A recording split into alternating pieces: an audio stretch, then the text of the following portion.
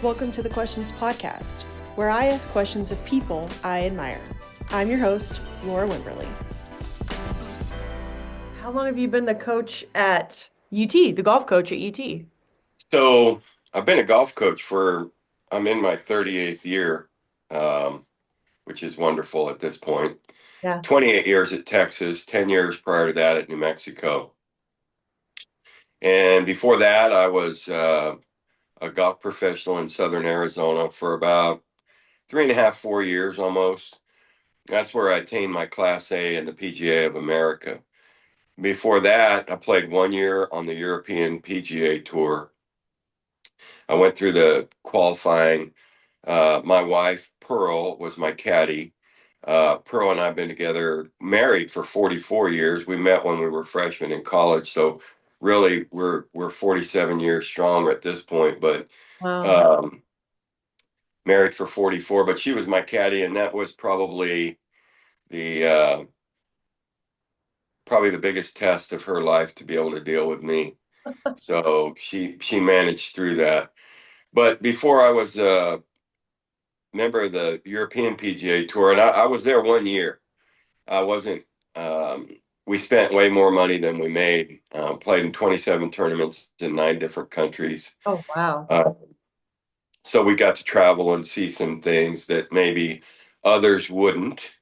And that was right after college. I went to the University of New Mexico, played college golf there for 4 years, managed to get a degree. My interest was in golf more than it was in anything else. And before that, I grew up in Las Cruces, New Mexico, and really at New Mexico State University Golf Course, where Herb Wimberly was the head golf professional and the head men's golf coach. And really, he was my model and mentor, probably from my first model and mentor in life. And through that whole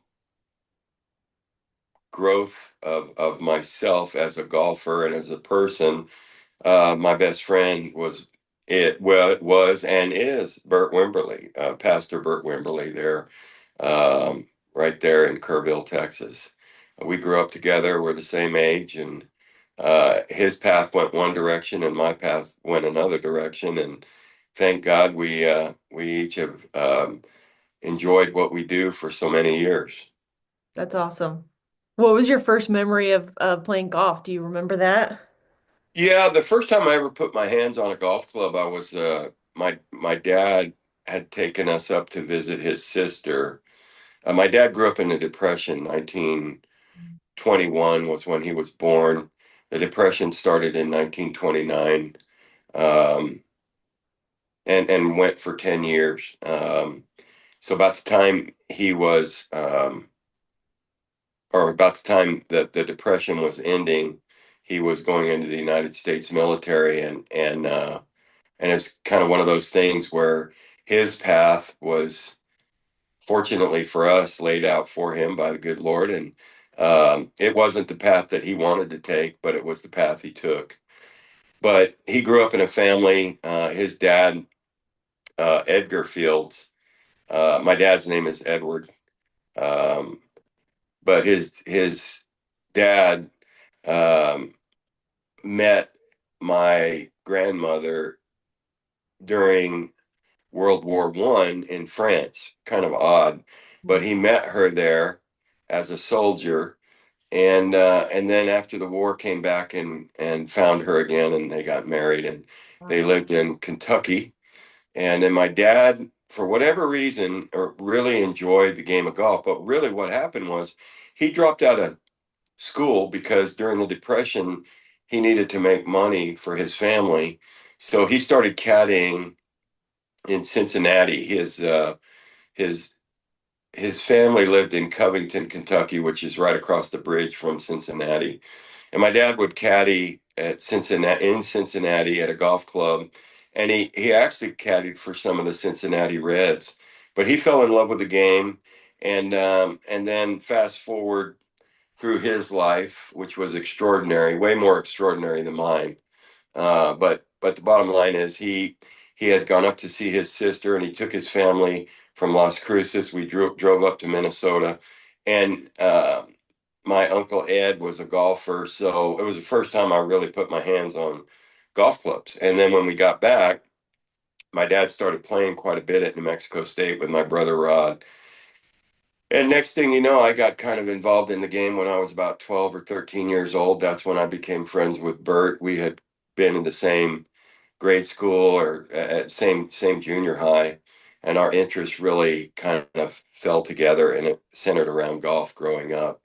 And what a great place to grow up, New Mexico State golf course. So that's kind of how I first got involved with the game of golf. Did you used to think coaching was in your future? Was that something you wanted to do? Well, like I said, I think that Herb Wimberly, no question about it, was my model. He was president of the PGA section and the Sun Country section. He was a highly thought of uh, golf coach at New Mexico State, had quite a bit of success, had great young men playing for him. And in a really tumultuous time, because when Bert and I grew up, we grew up in the 70s. And oddly enough, when we grew up in the 70s, um, it was kind of a tough time. It was during the drug culture, hippies, and all that stuff. So Bert's or Herb's players had to deal with that as well. So anyway, he was my model. He came dressed like a golf professional every day. I thought that was great. Shoes shine, Yeah. um, slacks and shirts that were pressed and looking nice. But he was just such a sensational person. So I was very fortunate to be around him, and I never thought that I was going to be a golf coach. I was predicting after not making it as a professional golfer and then becoming a golf professional, my thought was is that my wife and I would have a path towards me being a golf professional at some club here, there, or anywhere, and having success in the game anyway. There's a lot of ways to have success in the game of golf. Obviously, being a golf coach is one of them, but being a golf professional is another. Working in the business in a lot of different capacities, club managers, superintendents of golf courses, a lot of different ways to have success in the business of golf. My thought was I'm going to be a golf professional, and then um, in 1987, the summer of 1987, my former coach at New Mexico, Dwayne Knight, got the job at UNLV, and they went through an entire semester with an interim golf coach. But I got hired December 1st, 1987, and that's when I became a golf coach. So the answer to your question is that was the path that God chose for me. I wasn't thinking I was going to be a golf coach. That was not truly what I was thinking, but I had been around one of the best golf coaches in America, and it just seemed to fit. Yeah. Well, I think it fits. Yeah. How many NCAA championships have your teams won since Yeah. you've coached at UT? So I've coached 38 years. Currently, we're the number one team in America for the number of times in a row going to the NCAA. You have to qualify, so it's not easy. We've been there 17 times in a row.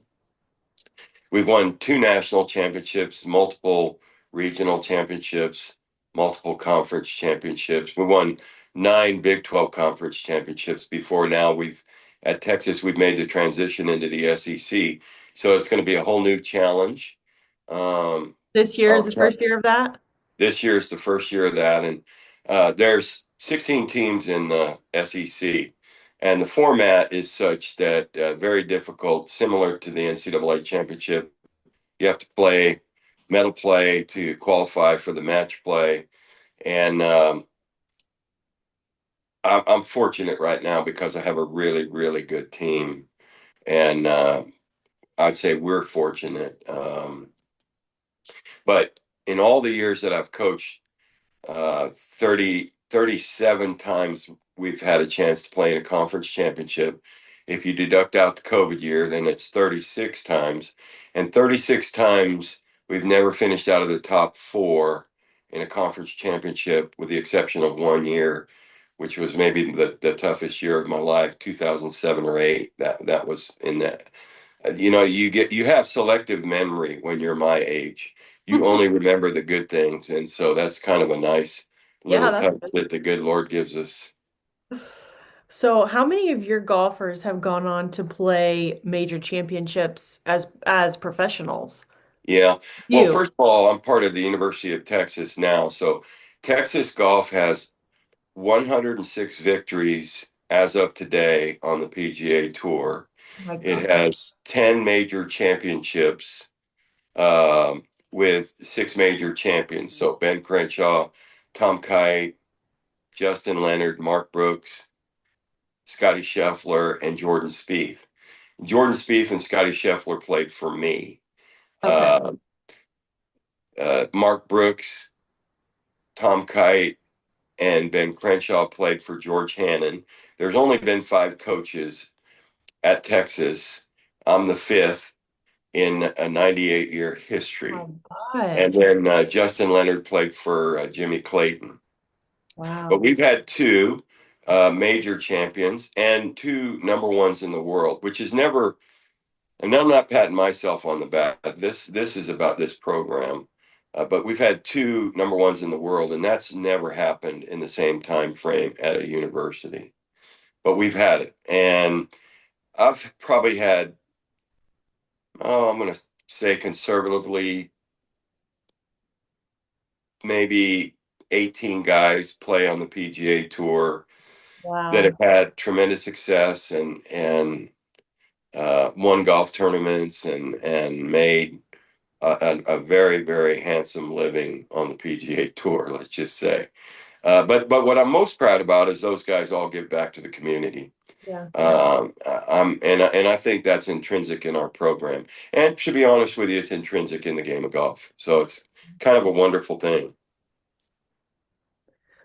I would imagine it took a lot of hard work and consistency to achieve your goals and your dreams and where you are today. I'd love to hear a little bit from you on what that looks like and how important that you think it is to achieve your dreams.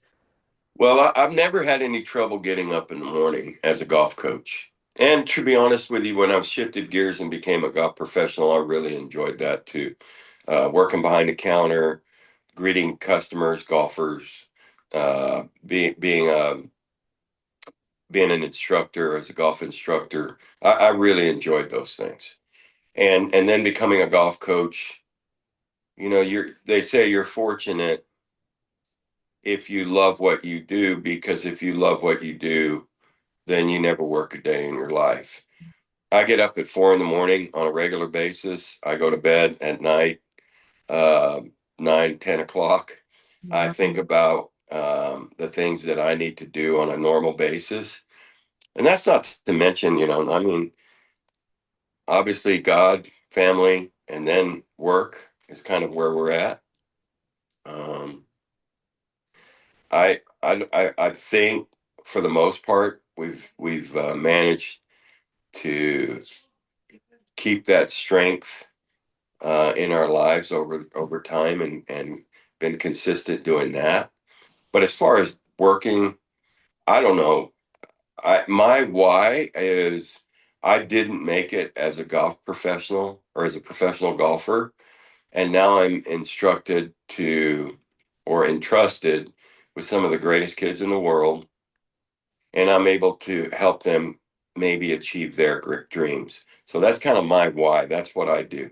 And like I said, I get up in the morning early thinking about that. And I go to bed thinking about that. And I would also say that um, along with my why, uh, there's a tremendous motivation, and I don't know where that comes from either. My wife's way more competitive than I am. Pearl's way more competitive than I am. But she's been a great partner through this whole thing, because there's a lot of times that I don't want to do things, or I feel like I don't have the strength to do it. And she's right there for me.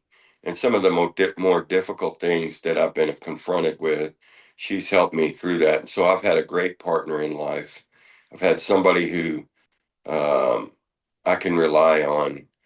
And I've been very fortunate in that. I mean, certainly in my life, she's the number one gift that I've had from the good Lord. Yeah, that's good. Yeah, that's the truth. Yeah, it is. I was just, thinking about when you're wanting to achieve your dreams and your goals, I feel like it's a lot like sports, as in teamwork, relationships.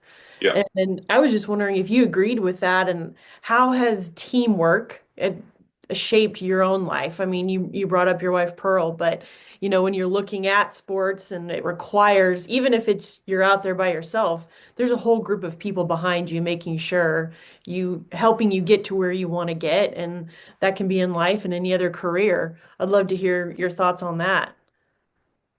Yeah, well, in any endeavor, nobody does it on their own. Now, you can be the driving force, right? And maybe you get that inspiration from the right places, but in my case, I mean, I've always had what I would call Pearl and I call them angels.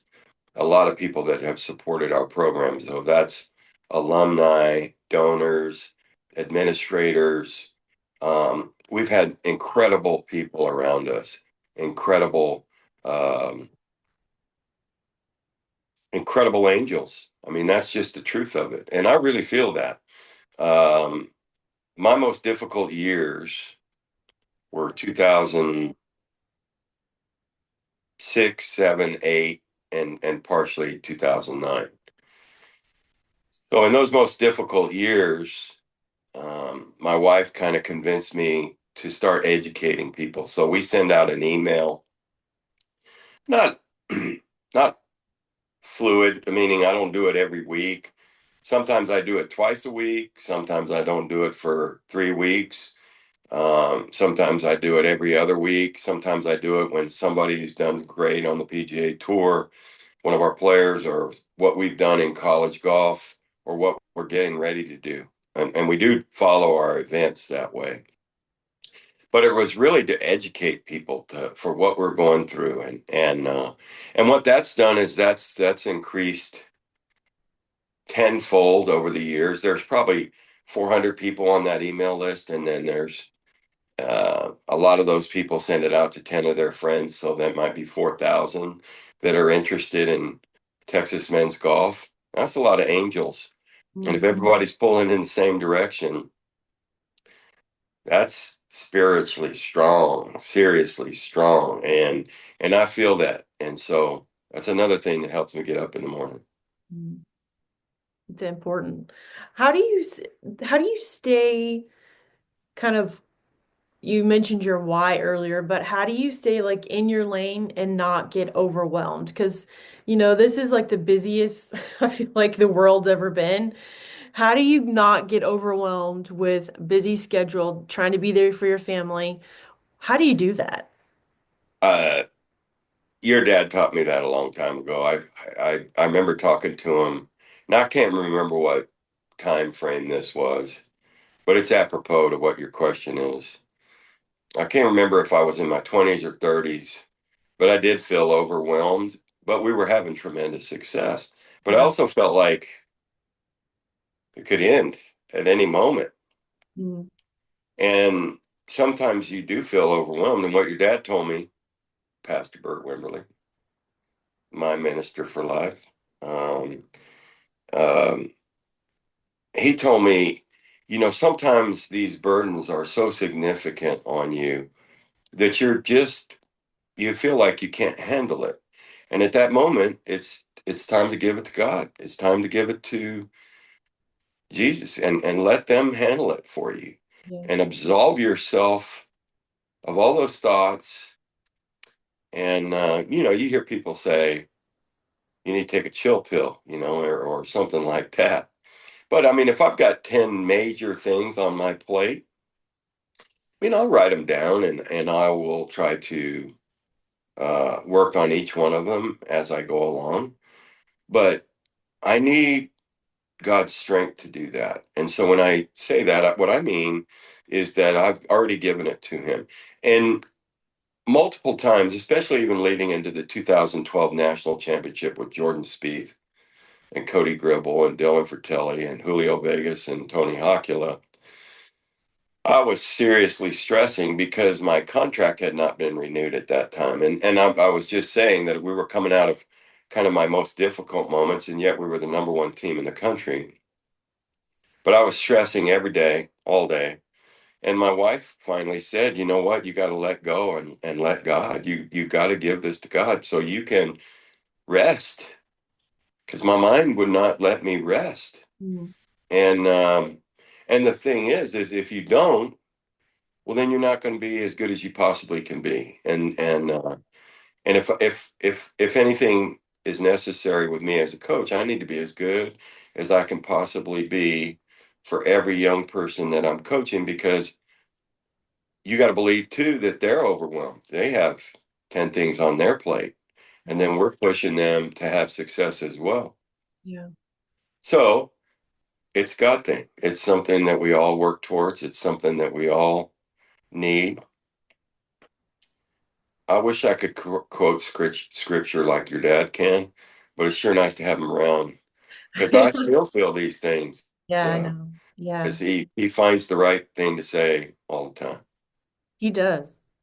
Yeah, he does.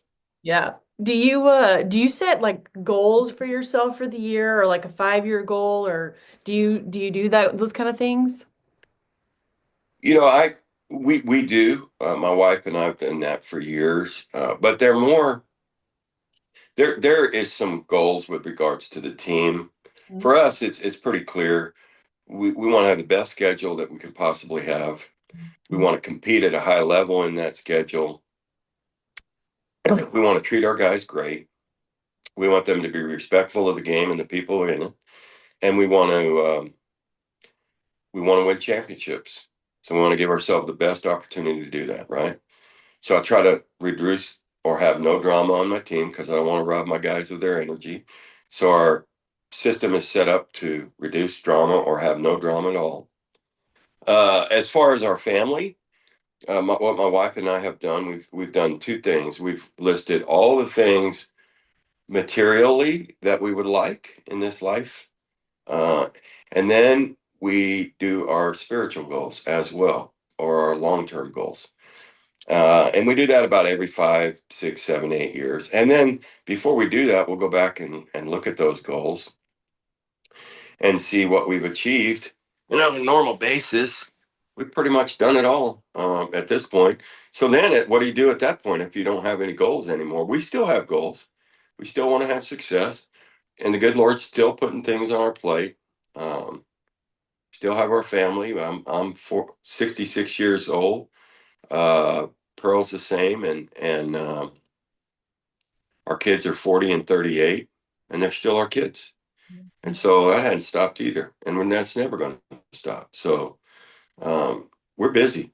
I don't. I'm not living in a teenage body. I'm not living in a 20 or 30 year something body. But um, I feel like I still have an abundance of energy and desire and belief and dreams. So, and those come to me all the time. So we're not stopping. I love that. What did you say about the drama on the team? You have a system to reduce drama? Can you tell me about that? Yeah, and just in a nutshell, uh, kids are smart. Shoot, I was one of those. There's the bottom line is either the player does the talking or the clubs do the talking. If Mhm. the clubs do the talking, they don't lie. In other words, there's a bottom line score. So if on our team to achieve success or be part of our team, um, your clubs need to do the talking. In other words, you don't have to befriend Coach Fields. You don't have to become my favorite player. You don't have to do any of those things because that's not what's going to get you on this golf team.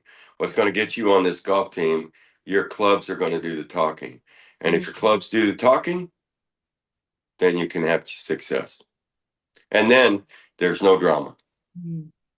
In other words, the most difficult thing is when a young person doesn't know what they need to do to be successful, right? So Mm. if we clearly lay out, all right, here's what you need to achieve to be successful. And if you do that, you play. If you don't, you need to get better. That's all there is to it. And that reduces the drama on a tremendous basis. Keeping the main thing the main thing. For sure. I was just wondering if you had any advice for someone wanting to start out a career in golf or just anyone going after their dreams. I know that there comes a point in your life where you have to make a decision that you're going to have to do hard things. You know, to get where you want to get, there's going to be some hard things, but you can do hard things. What does that look like to you? Well, whether it's golf or anything, first of all, you're blessed if you can find something that you really like, love. I love the game of golf. Yeah. I think your dad loves the game of golf. Mm-hmm. But at the same time, the paths we take may be part of that. In other words, somebody might get in the game of golf, be a golf professional or somebody that's working behind the counter at XYZ club, but they do such a great job with a smile on their face and they work hard. And then maybe some uh, real estate executive or entrepreneur comes to that person and say, you know what, you you would really fit in my business and I could use your help. And so that golf professional might go be a real estate agent or might be an entrepreneur themselves, started with the game of golf, but the path went a different direction. And that's when you're called to do something. Um, I don't know. I always feel like if whatever you choose to do, um, even it doesn't matter. I mean, I can remember being in New Mexico and making $24,500 a month, being a golf coach, taking home $1,200 a month, and really enjoying what I was doing. I mean, other people working for the city were making way more money than I was, but some of those people you would think, well, maybe they're just doing a job, but hopefully they love what they do as well. There's a way, um, no matter what you do, to be really good to people, to give back to the community, and to live your life in a really passionate way. Um, and you're very lucky if you're if it starts with the good Lord and Jesus and I feel like that's where I'm at. So I think just praying hard, doing the best you can at whatever you're doing is the way to go about your business in this world. Yeah. And then it's a perk if you get to do what you love. Hmm. I think that's better if you can, like you're saying, if you can find something that you love, then it's much easier No question about it. to do the hard things because there will be those bumps along the way no matter what you choose to do. Unfortunately, that's just the way this world is. I mean, we get bumped around. It's Yeah. sometimes it feels like we're a pinball in a pinball machine, Yeah. but we're still gonna get where we want to go if we persevere. Yeah. That's right. And that may involve some hard decisions sometimes. Um, for me, for my players, for my family. Um, but the one thing that's so wonderful is there's people in this world that want to help you. And if you're a good person, you work hard, and you treat people good, other people are going to want to help you. And those are our angels. And like I said before, I feel like we're surrounded by them. That's good. How do you measure success? What does success look like to you? Or how would you define success? Maybe that's a better way to ask it. You know what? I'm still working on that. Success. I know what it feels like to win a national championship. I Hmm. know what it feels like to watch my son and daughter graduate from school. I know what it feels like to be celebrating our 44th anniversary. And you could say those are successes, but I don't necessarily think that I'm a success yet. I'm still working on that. Um, and I'm still moving towards that. So I guess I'm going to be there at the gates of heaven, God willing. And I'm going to say, was I successful when I see St. Peter? And if he says, you know what, you were successful, come on in. That's what I'm hoping for. Well, there's a scripture that says that, well done, thy good and faithful servant, and means that you did some good things and you did some things right, but it's serving people. Do you have a viewpoint on that? And that can look different ways, but it's kind of like you were saying, being good to people, being there for people. I notice when I'm there to help and make something better for somebody else, it's very fulfilling. When you're building your own career and you're doing things, but you're there to serve others, it actually brings another level of fulfillment to what you're doing. Have you ever experienced that before? Absolutely. That there's an appreciation for that. But again, the the true burn there is that you're just doing it because you're doing it, because you love people, because you Yeah. want to help them. Yeah. The the gift is whatever you give, you get back 10 times, right? And you may not feel like that, but when I look around, I'm like, oh my gosh, it has happened. One Mhm. thing that happened to me when I was on the European PGA Tour, my wife was my caddy again.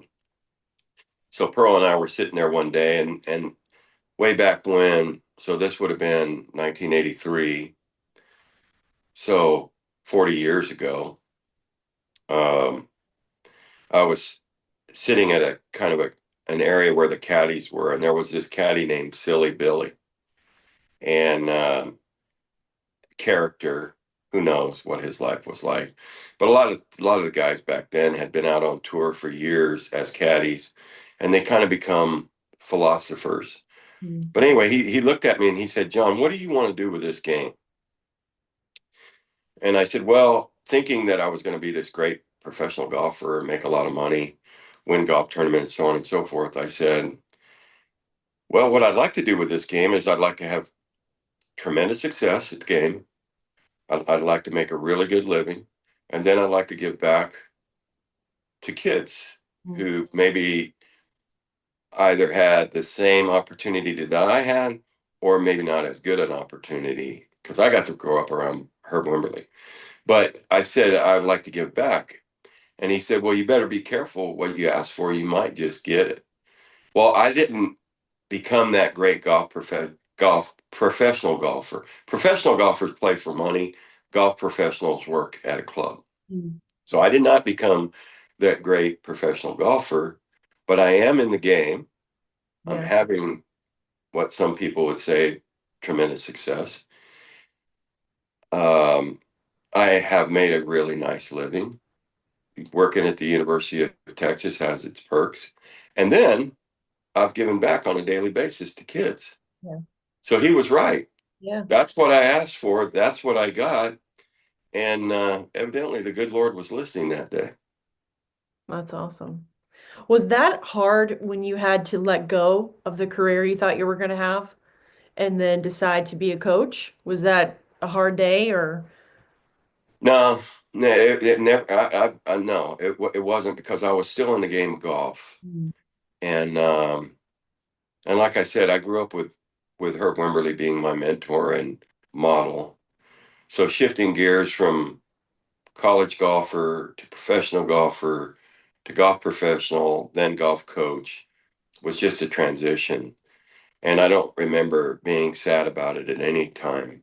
Just what's next and how good can we be? Yeah. What advice would you give to people starting out in careers? Just do something. That's what I always tell people. Just start. Yeah, that's the Nike thing, right? Just do it. Yeah. Just. That's the most important word, and just do it. Mhm. Just not do it, just do it. In other words, go ahead. But the most important thing that I would say is whatever you do, treat people great, work hard, come with a smile on your face, and love people. And if you do those things, you're going to have a great life. That's really good. What's up next for UT Golf? What do you guys have coming up? Well, we have a team that could win a national championship this year. That doesn't mean that we will. I mean, we've gotten two out of 37, so or 36. Wow. Um, but that's awesome in my mind. I prayed Yeah. someday that we would do that, and we've done it twice. Um, I have a great team, great kids, great kids. Um, Fun to be around. Have two great assistants. I have a beautiful wife and a wonderful family. Um, what's next is just more. Um, and be in love with what we're doing and Love that. continue to treat people great and and be thankful every day that we are surrounded by angels Yeah. and that again and I'm very appreciative of what has happened and beyond just being appreciative, we live our life in appreciation and man, what a great way to live rather than being uptight all the time. Yeah. Starting out your mornings being grateful really makes a difference. And there ain't any question about that. I mean, 4, 5, 6, 7, 8, 9, 10 things that you're grateful on a Yeah. daily basis. Yeah. There's just more and more and more. That's right. That's awesome. Thanks for tuning in. I'll see you next time on the Questions Podcast.